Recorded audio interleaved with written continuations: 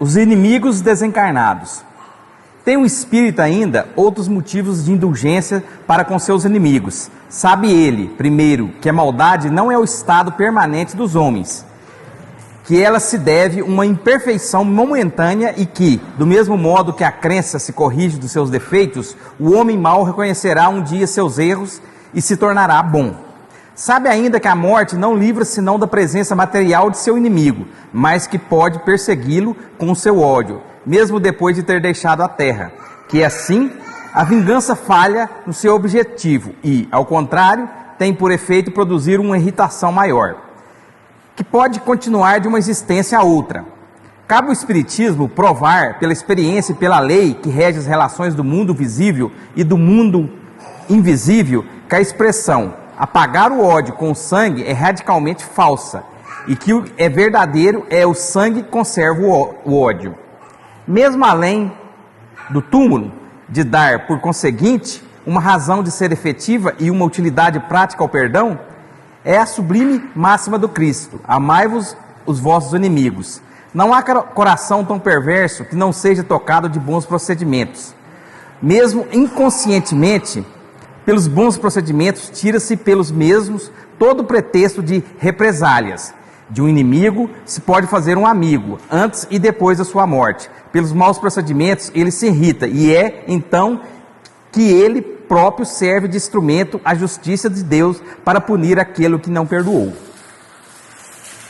Fala aqui que a gente pensa que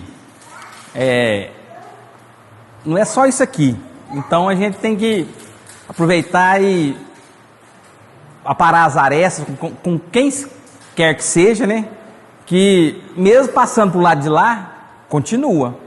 Se você contraiu uma dívida com alguém, um desentendimento, isso não se apaga com a morte, continua.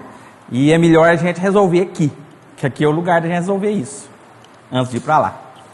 A gente, nos tempos mais remotos, né, era o olho por olho, dente por dente, né? Aí Jesus veio e nos falou assim: se alguém te bater numa face, dê a outra face, não é isso? O que quer dizer isso? Não é que alguém vem aqui, bate, eu falo assim, bate aqui também, não é isso. É que a gente deve sempre pagar o mal com o bem. E é o que eu falo aqui toda semana, a gente costuma falar assim, eu sou cristão, eu sou cristã. O que é ser cristão? O que é ser cristã? Não quer dizer que eu sigo os ensinamentos de Jesus, não é isso? Mas será que a gente segue mesmo? Né? Quando Jesus diz, perdoai os vossos inimigos 70 vezes 7. Né? Ah, mas e se chegar nessas 70 vezes 7 eu não perdoei? Mais 70 vezes 7. Porque tem que perdoar. Se eu não perdoo hoje, a gente, principalmente nós espíritas que acreditamos na reencarnação, a gente tem a mais absoluta certeza que as nossas maiores desavenças estão onde? Onde, gente? Espera só um pouquinho. Onde estão as nossas maiores desavenças? Na família.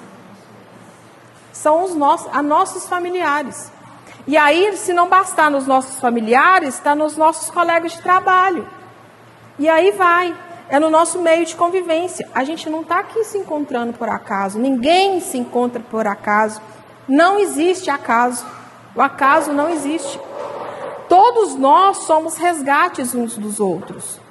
Né? E se a gente não perdoa, porque a única forma dessa libertação, a única forma de libertar é perdoando. A única forma de libertar é amando. Só o amor liberta, mais ninguém, mais nada é capaz de libertar. Então, quanto mais raiva, quanto mais rancor, eu falei aqui semana passada, qual é o nosso maior chicote? A língua. Toda vez que eu falo mal de alguém, eu estou ligando karmicamente a essa pessoa. Aí a pessoa fala assim, de costume muito falar, né? A gente frequenta a Umbanda, né? Nós temos a Umbanda também. Fala assim, as pessoas é macumbeira.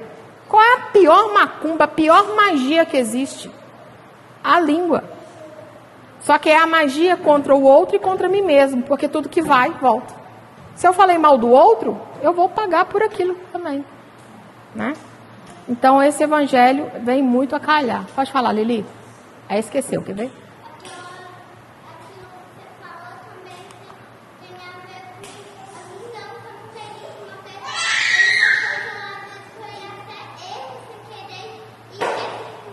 E aí vingou. E a pessoa que vingou, o que acontece com ela? Ela vai responder por aquilo, não vai? E aí a gente fala assim, ó, Deus é tão injusto, Deus é tão ruim. Por que Deus... Gente, a gente culpa Deus pelos nossos atos, o tempo todo, né? Hoje o tema é a tristeza segundo a visão espírita.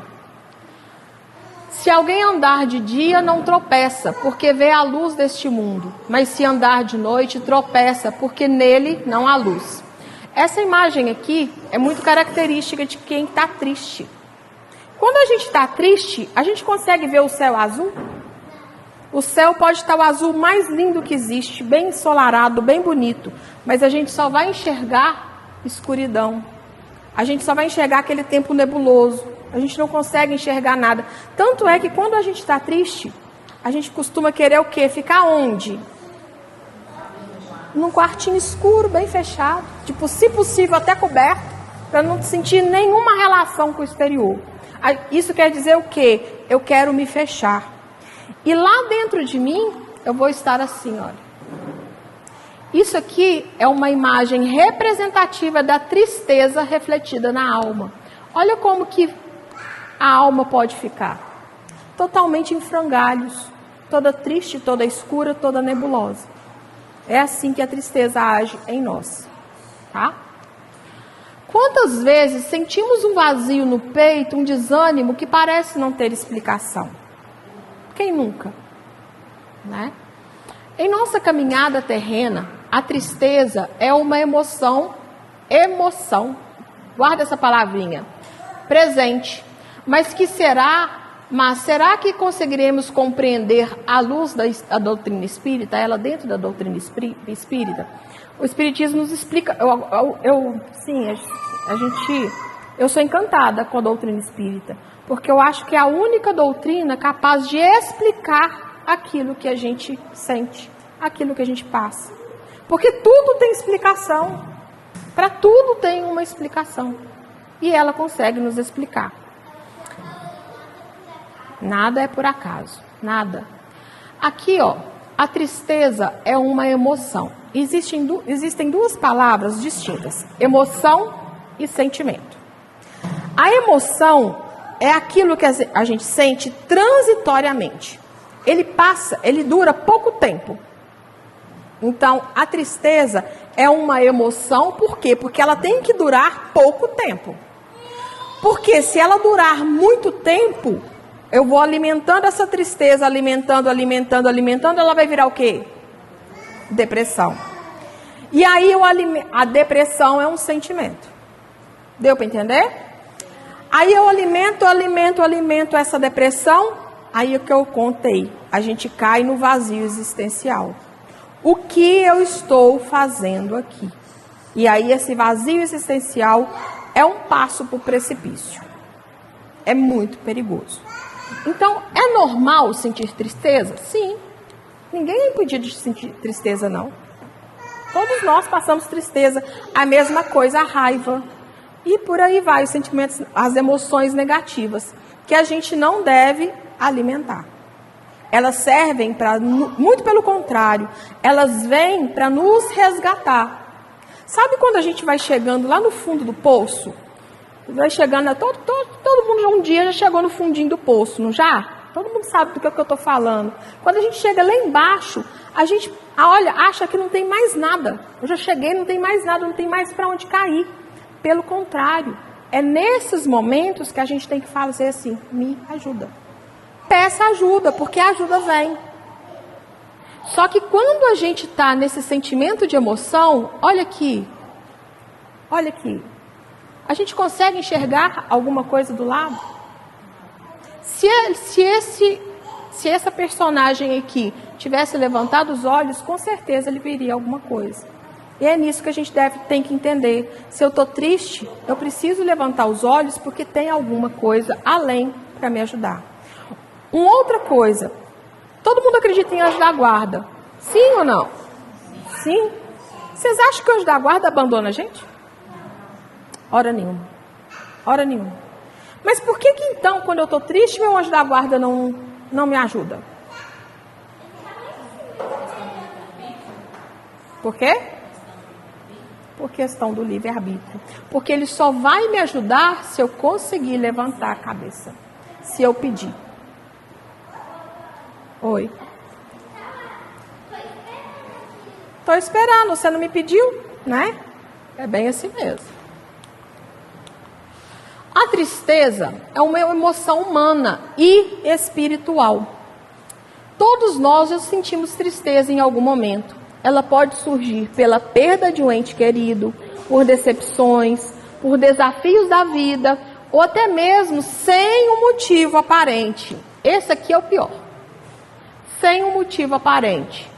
Mas, segundo a doutrina espírita, o que está por trás desse sentimento? Quando fala que, olha, quando a gente perde alguém, é normal sentir triste? Lógico. Lógico. Eu tenho total, como é que eu falo? Eu tenho que sentir essa dor. Eu tenho que sentir. Porque senão, gente, essa dor vai ficar reprimida. E é o meu momento de colocar para fora. O que eu não posso é alimentar essa dor. Porque a partir do momento que eu alimento essa dor, a pessoa que foi, ela também sente. Olha, a pessoa que foi, eu perdi. Mas ela perdeu muito mais. Ela perdeu pai, ela perdeu mãe, ela perdeu irmã, ela perdeu filhos. Perdeu, ele também perdeu. Né? Então, ele também sente dor. Mas se eu alimento essa tristeza, esse vazio que vai ficando, é como se eu estivesse emitindo essa tristeza para aquele que foi. Então, eu posso sentir dor? Devo. Quanto tempo? O tempo que for preciso. Mas não alimenta essa dor. Não alimenta como? Como que a gente alimenta dor? Indo contra Deus. Porque Deus fez isso comigo. Porque Deus foi tão injusto. Deus não foi injusto. As coisas só acontecem, nenhuma folha cai da árvore sem que Deus permita. Não cai. Uma coisa que eu gosto muito, vou repetir da doutrina espírita, é o seguinte. Nada é por acaso. O nosso plano reencarnatório, ele é feito antes da gente reencarnar. O que quer dizer isso? Antes de eu reencarnar, todos nós, a gente assinou um contrato. Eu falo que na próxima reencarnação, eu quero um advogado do meu lado. Porque eu assinei coisa que eu não devia. Sabe? A gente marca as pessoas que a gente vai encontrar. Os nossos filhos não são nossos filhos por acaso. Eles são resgates de um passado remoto. Os nossos maridos e esposas não estão com a gente por acaso. São os resgates também que a gente tem para passar. E o que eu falei lá no início, são os nossos maiores resgates. Certo? Então, tudo que acontece durante o nosso plano reencarnacionista, quando a gente reencarna, estava escrito lá atrás. Então quer dizer que existe destino? Não, o destino pode ser mudado, sim. Porque pode ser mudado de acordo com os nossos atos. De acordo com as nossas ações.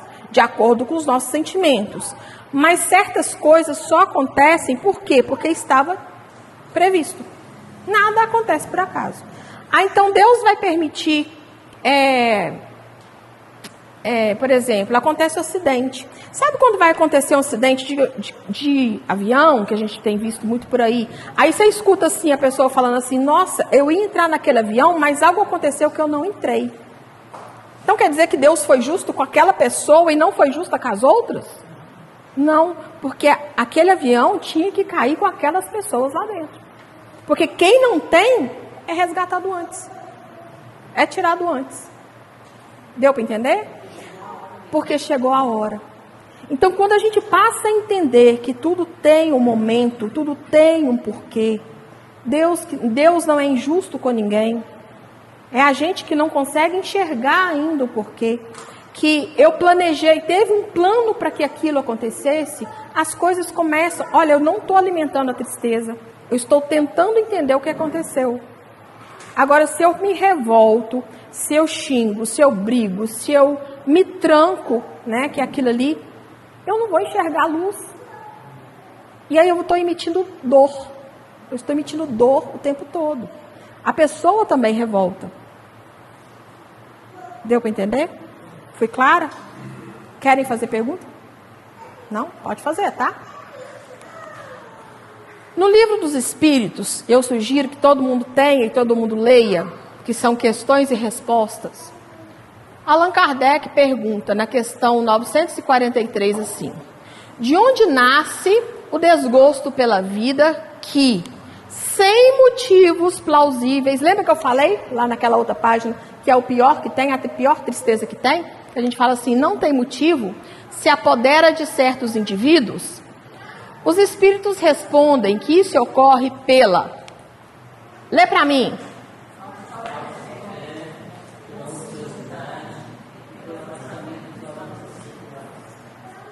Isso causa tristeza. Isso é aquela pessoa que fica de cabeça baixa e não acredita em nada, não acredita em ninguém mais. Nós somos o quê? Nós somos carne ou nós somos espírito? Nós somos espírito. A gente está na carne, mas nós somos espírito. Nós somos espíritos em experiência carnal. Nós somos, lembra? Olha, tem uma diferença entre estar e ser. O ser é mais poderoso. Eu sou espírito, porém eu estou encarnada.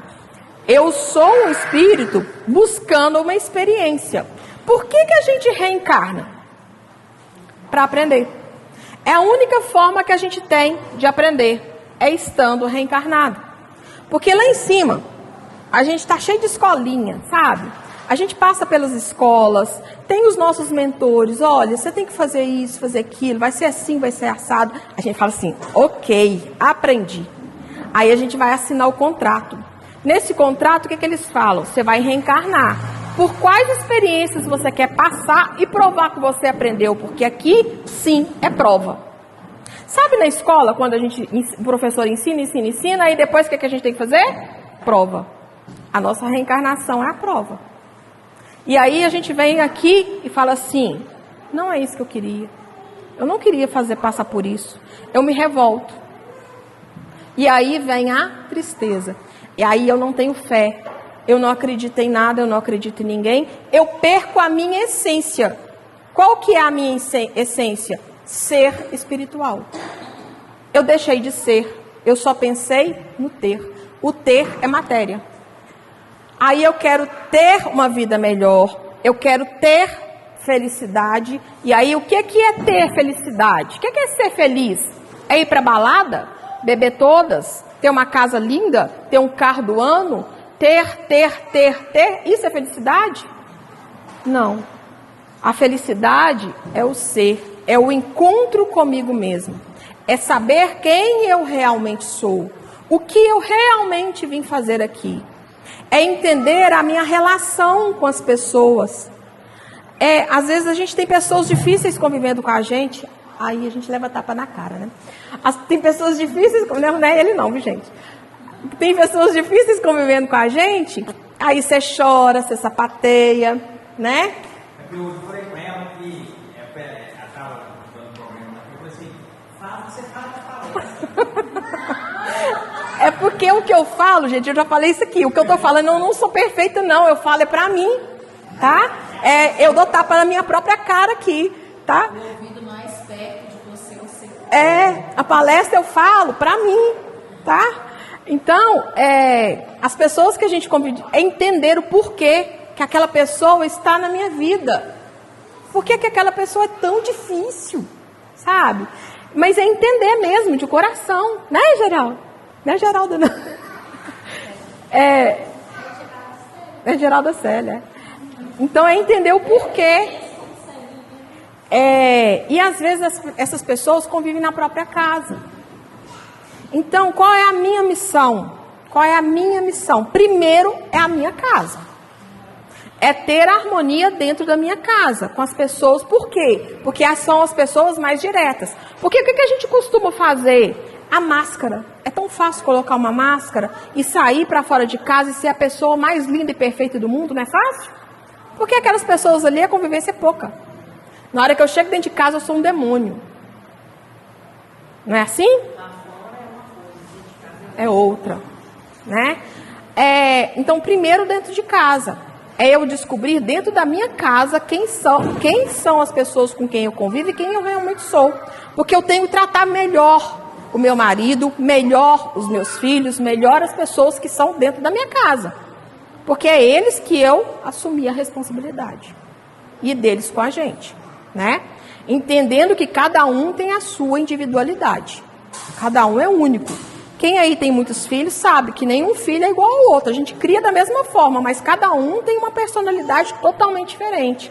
E aí, olha, começa aí. Conviver com as diferenças e entender que cada um é um. A partir do momento que eu começo a entender isso dentro de casa, eu tenho que também colocar em prática lá fora. E é mais difícil, né? É bem mais difícil. Escola, saúde, eu acho que são os piores campos que a gente tem para mexer. Porque a gente não lida com ter, a gente lida com o ser. E lidando com esse ser é complicadíssimo, a gente entra em conflito toda hora, o tempo todo, né? Isso. E aí a gente tem que respirar fundo, fazer uma palestra, começar a falar para entender se você está burro, se você está errando. Entendeu? Mas a gente tem que ter fé, né? Deixar de ser ocioso. O que é deixar de ser ocioso? É buscar. Sempre buscar. O que vocês estão fazendo aqui hoje? Buscando. A gente tem que buscar. Ah, não entendi não. Busca mais. Não aceitei não. Busca mais. Porque quanto mais a gente busca, mais a gente sabe que tem que buscar. O campo espiritual é vasto. E a gente só enxerga isso aqui. Isso aqui. Uma das coisas que eu nunca aceitei, e sei graças a Deus, foi falar assim, não faz isso porque isso é pecado. São doutrinas limitantes. Isso é doutrina limitante. Não faz isso porque isso é pecado. Não leia isso porque isso é pecado. Não escuta isso porque isso é magia. Magia negra. Não é assim que a gente ouve? Isso é crença limitante. Se você frequenta tal religião, você não pode frequentar a minha. Isso é crença limitante. Porque está errado. A gente tem sempre que buscar. Ah, eu não gostei não. Busca. A minha verdade não é a verdade de nenhum de vocês. Então busque a verdade de vocês. A gente tem sempre que buscar. Tá? Pelo afastamento de valores espirituais. Os valores espirituais, é o que eu falei aqui. Onde estão os 10 mandamentos? Onde que eles estão escritos?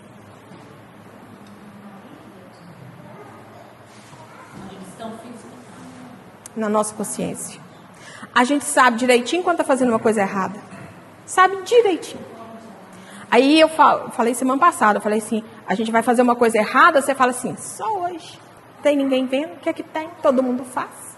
E aí vem esses pensamentos, né? Que nos induzem ao erro, que nos induzem ao mal. E a gente não buscou os nossos valores espirituais. O valor não é o que o outro pensa de mim, é o meu ser, que eu falei lá no início. Quem eu sou é fazer o bem para mim. Porque o fazer o bem para mim é para aquele ser que eu sou, né? Ou seja, quando perdermos o propósito, quando nos desconectamos da espiritualidade e nos deixamos envolvidos pelo materialismo, acabamos sentindo esse vazio existencial. A busca pelo ter nos leva para o fundo. Porque nós viemos aqui, nós nascemos para ser. Eis a diferença. Além disso, a tristeza pode ter raízes profundas na história espiritual de cada um. Podemos carregar dores de existências passadas ou passar por provas que escolhemos, antes de reencarnar, para fortalecer o nosso espírito. É o contrato que nós assinamos, que eu falei lá no início. Nós reencarnamos e escolhemos as nossas provas. E aí, quando eu vou passar pela prova, eu falo assim, Deus é tão injusto. Deus é tão mau, tá tão difícil carregar essa prova, tá tão difícil passar por isso. E aí a gente vai só envergando e esquece de olhar para cima. Eu gosto muito de explicar o seguinte: nós somos vibração. O tempo todo nós somos vibração, nós somos energia. Nós vibramos o tempo todo. Sabe aquela conexão de rádio? Quem é mais ou menos da minha idade vai lembrar. A gente ia conectar o rádio e ficar assim, aí até a gente achar a conexão certa e escutar a música que a gente queria, não é isso? Nós temos essa conexão. Quando nós estamos em baixa vibração, a gente conecta com os espíritos inferiores. Quando a gente está na vibração melhor, a gente conecta com os espíritos superiores. Então, toda vez que eu estou alimentando a minha tristeza, me sentindo péssima, e aí a gente começa a ter dó da gente mesmo, né? E vai alimentando. Eu estou em conexão com quem? Com os espíritos inferiores. A partir do momento que eu estou passando por uma tristeza, que é normal, ok, mas eu acredito que vai melhorar. Eu acredito que tem um propósito maior. Eu acredito que isso vai passar. Eu acredito que tem um motivo, mas que eu ainda não sei. Não cabe a mim saber ainda. Eu estou conectando a quem? Aos espíritos superiores. Aí, olha aqui, são as provas que eu vou falar daqui a pouquinho, é a resiliência. E a gente passa pela ressignificação. Aquela dor, aquela tristeza, ela tem uma reviravolta. Por quê? Porque eu aceitei. Vou dar um exemplo aqui de alguém que está doente, muito doente, uma doença terminal. Se a pessoa, vamos supor que o câncer, por exemplo, se uma pessoa está com, eu dou muito esse exemplo, se a pessoa está com câncer, mas ela não aceita essa doença, ela se revolta contra a doença, ela se revolta contra o mundo. Qual é a probabilidade dessa pessoa? Ela vai melhorar? Não vai. Ela não vai melhorar. Ela vai cair cada vez mais, porque o nível de vibração dela vai abaixar cada vez mais. Mas se essa pessoa tem a fé de que aquilo veio para ela, que ela vai superar. Tem gente que tem uma fé, e isso é independente de qualquer religião, seja a fé em Nossa Senhora, no santo, seja quem for, mas ela tem uma fé que ela vai melhorar. A chance dela de cura é altíssima. Por quê? Porque ela vibrou no alto. E a outra reclamou, ela vibrou para baixo. Ela conectou. E essa pessoa que vibrou, que teve a fé elevada, quem vai aproximar dela? Espíritos superiores. Seja de qual religião for. E essa pessoa que vibrou tristeza, que ficou com rancor, reclamando o tempo todo, ela consequentemente ela atraiu obsessores. Que vão alimentar dessa tristeza, que vão alimentar dessa revolta, porque é isso que eles fazem, e a doença vai instalar cada vez mais. Tá? Influências espirituais, acabei de falar. Influências espirituais e obsessão. Outro aspecto importante que a doutrina espírita nos ensina é que não estamos sozinhos em nossos pensamentos e sentimentos. Foi o que eu acabei de falar. Na questão 459 do Livro dos Espíritos, Kardec pergunta: os espíritos influenciam os nossos pensamentos e as nossas ações? E eles respondem: muito mais do que imaginais. Influi ao tal ponto que, de ordinário, são eles quem vos dirigem. Que eu acabei de falar. A pessoa reclamou, e está ruim, e está com raiva, e está com rancor. E isso vai sendo cada vez mais alimentado. Por ela, não. Pelos obsessores. Porque é disso que eles alimentam. Ah, mas eu estou com obsessor. Quem atraiu? Nós mesmos. Eles não chegam até mim se eu tiver elevado. Porque aí sim, se eu estou com o pensamento elevado, meu anjo da guarda vai me iluminar, espíritos superiores vão chegar até mim. Mas se eu estou para baixo, eles não conseguem. Sabe por que eles não conseguem? Por que eles não conseguem? Não vê. Não vê. Deus não desampara ninguém. Ninguém está aqui ao léu. Ninguém desencarna ao léu. Ninguém passa por dificuldades ao léu, por passar. Ninguém está desamparado. A gente que se desampara. Por quê? Porque a gente não consegue enxergar.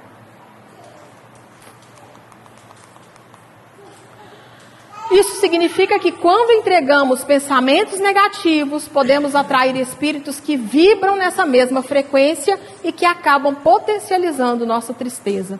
Esse processo pode levar à obsessão, que é a influência persistente de um espírito sobre outro. Mas precisamos lembrar que temos o livre-arbítrio. Olha, então quer dizer que eu estou lá, o obsessor está me atacando e tal, e Deus vai deixar? Vai. Ele está só assim esperando. Deus não, né? Vamos falar assim, os espíritos superiores que nos guiam estão só assim. Por quê? Ele não vai me ajudar, porque eu não consigo enxergar. Tem uma frase que eu gosto de falar muito assim, olha, eu só consigo ajudar aquele que quer ser ajudado. A pessoa que não aceita ajuda, é impossível ajudar. Não mexe com aquela pessoa que não quer ser ajudada, não. Não mexe, que você vai levar chumbo. Sabe? Vamos supor, uma pessoa está obsediada, certo? Aqui a gente trabalha com desobsessão. Então tem hora que a gente leva pancada mesmo. A pessoa está obsediada, sofrendo. Beleza? Deu para entender aqui, né? Aí eu quero, vou te usar de exemplo, pode? Eu quero pegar ele, mas eu quero ajudar ele. Ele está sendo obsediado, eu estou vendo a causa, eu preciso ajudar ele de qualquer forma. Eu quero te ajudar. Eu vou te tratar. Eu vou fazer uma sessão de desobsessão com você, porque eu quero te tratar. Aí eu vou e faço. A gente vai tratar. Sabe o que vai acontecer? Vai vir os obsessores e vai falar assim, trouxa. E vai só tacar energia na gente que está tentando tratar. Sabe por quê? Eu estou com ele porque ele quer. Eu estou com ele porque ele quer que eu fique. E quem está tentando ajudar vai fazer o quê? Nada.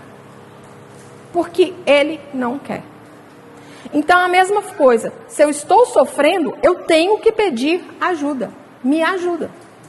Porque a partir do momento que a gente tem a humildade de pedir ajuda, eu sou ajudado. Deu para entender?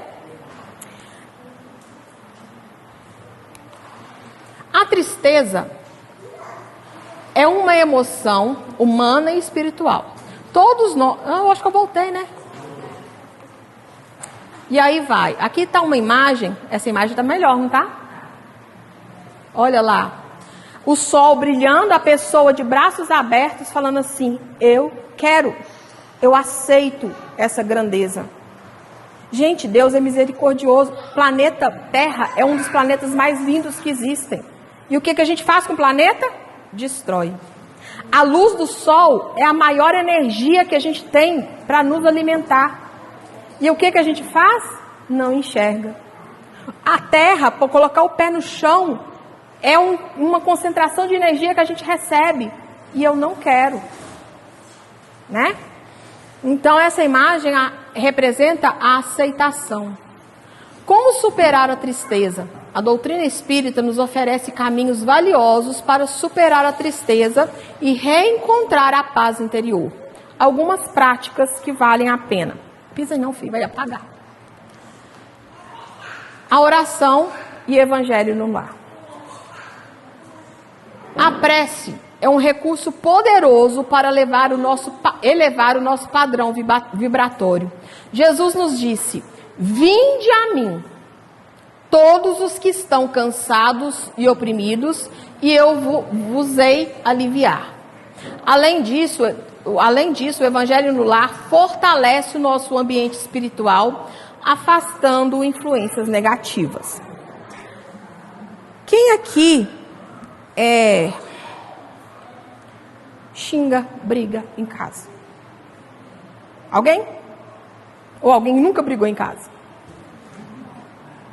Xinga palavrão? Xinga. Maldiz a Deus? Algum momento? Briga, xinga palavrão, fala. Sabe quando a gente briga em casa? sabe o que a gente vai fazendo com a nossa casa? Quem é médio vidente consegue ver. Médio vidente é aquele que enxerga, certo? A gente vai criando, sabe? Vocês já viram aqueles gosmas, umas gosmas verdes? As paredes vão ficando impregnadas. Tipo caça-fantasma, aquilo mesmo. É aquilo mesmo. Hã? Lodo, aquelas gosmas verdes. Miasmas, a gente fala muito de miasmas. O que são os miasmas? São larvas astrais. Larva mesmo. Sabe aqueles bichinhos horrorosos de comida? Pior que aquilo, porque eles ainda são cabeludos. Eles começam a andar pela casa, pela parede. E aí a gente acha assim, limpei a casa, varri, não é assim? Só que a casa astral, o ambiente astral da casa está cheio dessas larvas e dessas gosmas. Que quem colocou? Nós mesmos. Através de quê? Dos nossos pensamentos, dos nossos sentimentos, das brigas e palavras malditas. É isso que a gente faz com a nossa casa. Além disso, dessas coisas horrorosas e nojentas, ainda trazemos o que para dentro de casa? Obsessores. Oi.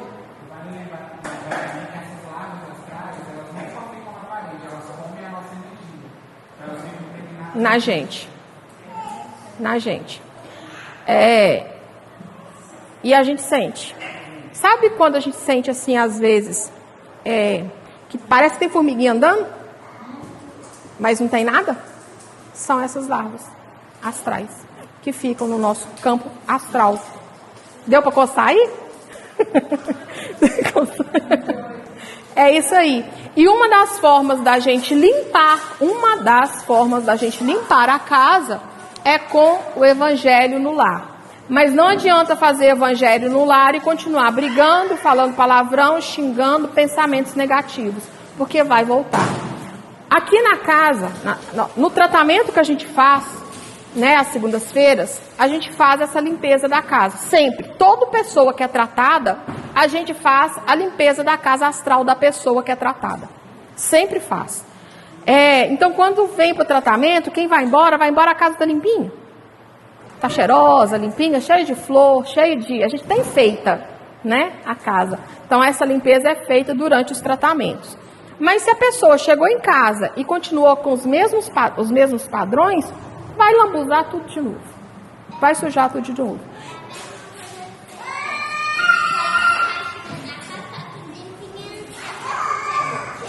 Obrigada, é isso mesmo, Lili.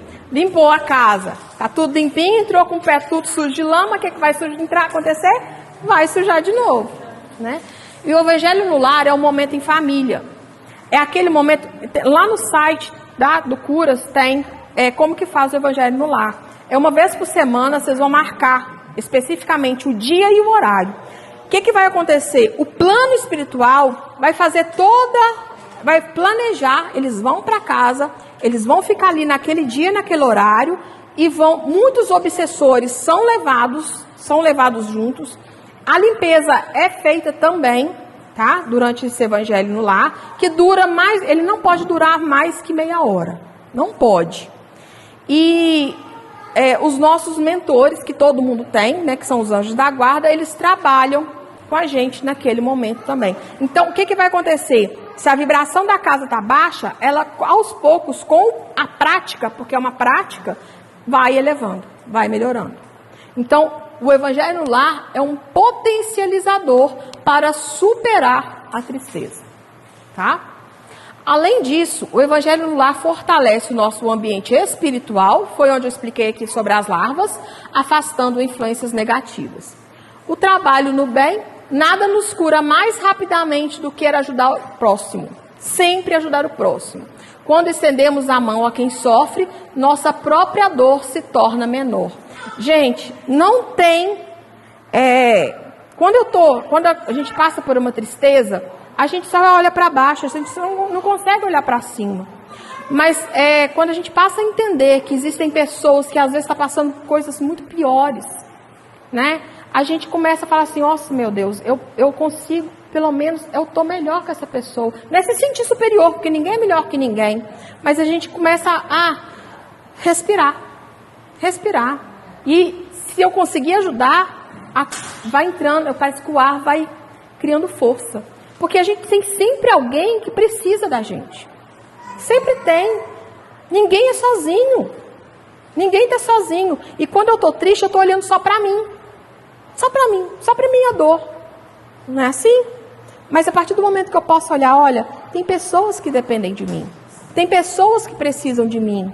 Eu passo a criar mais força, porque essa força vem. Essa força vem.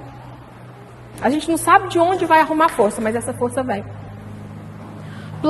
Plante amor e paz. E a vida, a colheita de paz e amor. Na vida, está escrito errado ali. O estudo espírita.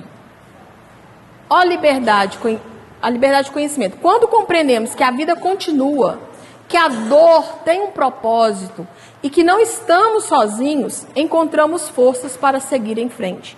A vida continua. Nós somos espíritos em experiência carnal. A partir do momento que eu perder essa carne, a minha vida continua do lado de lá. A vida não acaba. Um dos maiores erros do suicida é achar que vai acabar com a dor. A minha dor vai acabar. Não acaba, porque essa dor não é carnal. A dor é espiritual. Então, quando o suicida pratica o suicídio, ele está acabando com a dor da carne, achando que aquilo ali acabou. Mas na hora que ele passa para o lado de lá, não acabou. Além de continuar, a dor continuar, ainda tem a dor do que ele fez. A culpa. Porque, a que eu falei antes, guria mesmo, está aqui, ó. Está aqui. Fica tudo guardado. Não é Deus que vai me condenar. Sou eu mesmo. É a minha consciência. Porque os mandamentos e as leis de Deus estão aqui gravados. Então, quando a pessoa comete esse erro, né? Um erro, ela leva essa culpa com ela. Ela arrepende. E aí já é tarde demais. E aí, acabou? Não. Aí ela vai passar por todo um processo para refazer aquele, reconsiderar aquele erro que ela cometeu. Através de quê? Se curar no seu erro. Isso. E aí a gente vê, né, são as crianças, muitas crianças que nascem com problemas, às vezes é um espírito suicida, que vai vir com aquela deficiência, né, com aquela deficiência, ele geralmente pede para vir com aquela deficiência para superar o erro que ele cometeu. Né? Nós mesmos. Né? O cultivo de pensamentos positivos. Precisamos observar nossos pensamentos. Vigiai os pensamentos. Vigia. O que vocês estão pensando? Porque os espíritos obsessores nos induzem a pensar. Foi lá onde falou, segundo no livro dos espíritos. Eles nos influenciam muito mais do que a gente possa imaginar. Então, a partir do momento que eu estou vigiando o meu pensamento, eles não atacam. Tá? Vigiai os pensamentos. A nossa felicidade será naturalmente proporcional à relação com a felicidade que fizemos para os outros. É o dar, volta. Tudo que eu dou, volta. Se eu faço mal, o mal me volta. Se eu penso mal, aquele pensamento me volta contra mim. Se eu faço bem, eu vou receber o bem. Se eu pratico o bem, eu vou também receber o bem. Certo? Se buscarmos o bem, se alimentamos nossa mente com gratidão e esperança, mudamos nossa vibração e atraímos energias superiores. Quero fazer um exercício com vocês. Quem puder vir semana que vem, me conta, por favor, como é que foi esse exercício. Alguém aqui costuma, eu também, tá? Me lembra. Costuma acordar de manhã e agradecer por alguma coisa? Que ótimo. Quando a gente agradece, tem uma lei universal que nos impulsiona a ter mais força. Eu quero que ao deitar, o exercício é o seguinte: ao deitar, no primeiro dia, vocês vão colocar 3 coisas para agradecer. Pega um caderninho e escreve 3 coisas que eu tenho para agradecer hoje. Meu dia foi ruim demais. Tem nada para agradecer? Tem sim. Agradece pela casa que você mora. Agradece pelo alimento que você come. Agradece pela sua vida. Agradece por estar vivo. Agradece.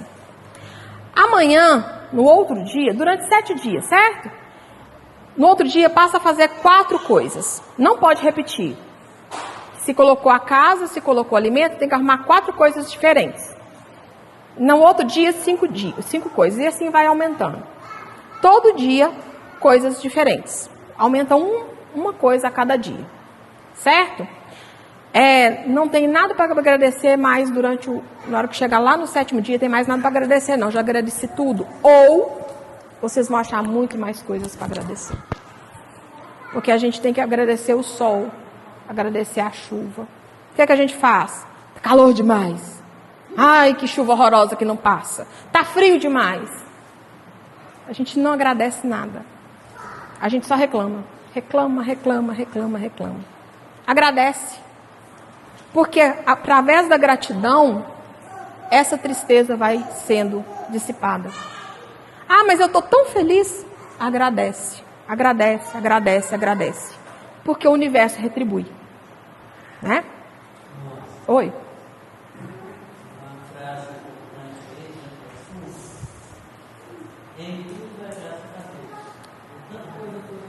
Contando coisa negativa. É aprendizagem. Isso aí.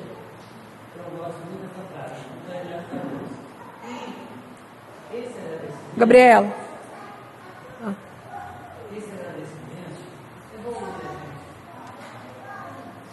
Com certeza. É verdade. E obrigada de você ter falado. É o seguinte. Quando a gente passa pela dificuldade, a dificuldade nos fortalece. Vamos parar para pensar assim. Se a minha vida fosse só flores, eu estaria onde eu cheguei? A gente só chega onde chegou pulando pedras, tropeçando, caindo, levantando. Tem hora que eu olho para trás, eu vou falar por mim agora. Tem hora que eu olho para trás, eu falo assim, como foi que eu dei conta? Como foi que eu consegui chegar até aqui? A gente não sabe, a gente passa e a gente fortalece. É um fortalecimento, né? Pelas nossas dificuldades que a gente vai passando, sim. Então, a tudo dai graças, tanto pelas coisas ruins, e agradece. Aprenda a agradecer, a gente tem que aprender a agradecer pelas pessoas difíceis que estão em nosso caminho. Porque a gente aprende a não ser como elas. Né? A gente tem que aprender a não fazer como elas. Novos meios, novas coisas. Os caminhos abrem. As coisas ficam mais leves, né? Ficam menos pesadas. A tristeza pode falar, Lili?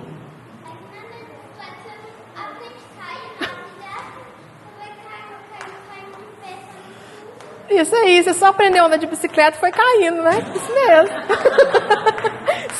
se não cai de bicicleta, não aprende a andar de bicicleta. É isso mesmo. Ela foi aprender a andar de bicicleta e ela ralou o joelho, machucou. Aí ela veio com aquela frase, como é que foi que você falou com a vovó? Melhor me quer? Daquela música? O que foi que você falou? Menos que eu falei, o coração partido você ainda vai aprender. A tristeza pode nos visitar, mas ela não deve se tornar morada permanente. Né? É a questão da emoção, os sentimentos. A gente não pode alimentar. Somos espíritos imortais em constante evolução. E cada desafio que enfrentamos nos torna mais fortes e mais preparados para a nossa jornada. Jesus nos ensinou que o amor é o maior remédio para todas as dores. Que possamos então alimentar o amor em nossos corações, confiar na providência divina e seguir em frente com fé. Com fé. Fé que tinha que ser assim.